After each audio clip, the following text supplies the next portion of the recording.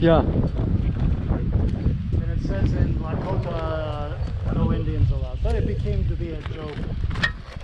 Because When did it get changed? The only people that went in there were... When did it get changed?